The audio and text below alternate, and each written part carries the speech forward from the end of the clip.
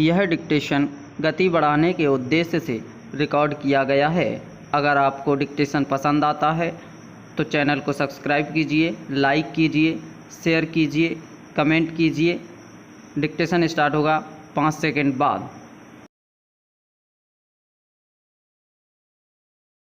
Start. माननीय सभापति जी, कृषि मंत्री जी ने इस सदन में जो मांग रखी है उसका मैं समर्थन करता हूं और बधाई देता हूं कि इस वर्ष के बजट में उन्होंने कृषि के लिए काफ़ी अधिक राशि रखी है।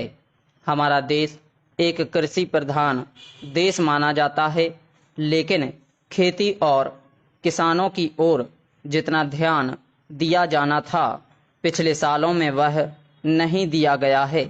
कृषि के प्रति हमारा जो दृष्टिकोण है उसके कारण कृषि की स्थिति ज्यों की त्यों रही है। अधिक राशि रखने से ही यह समस्या हल होने वाली नहीं है।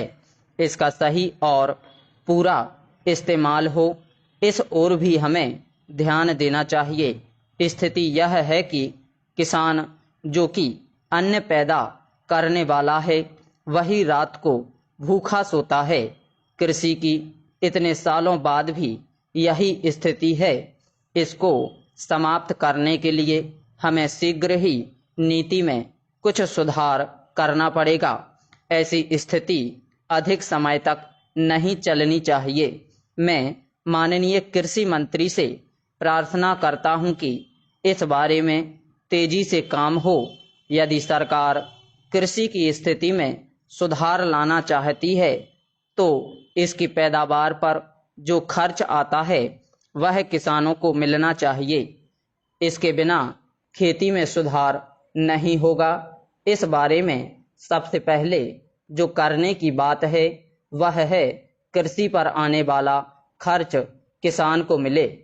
कृषि के विकास में सिंचाई का महत्वपूर्ण स्थान है।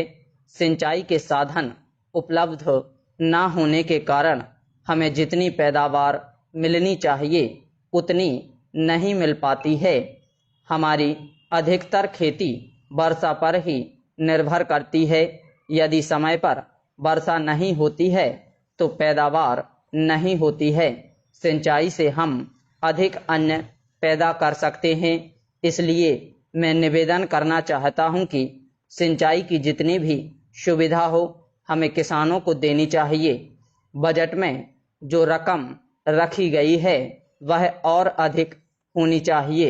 महोदय, बाढ़ भी हमारे देश में एक समस्या है।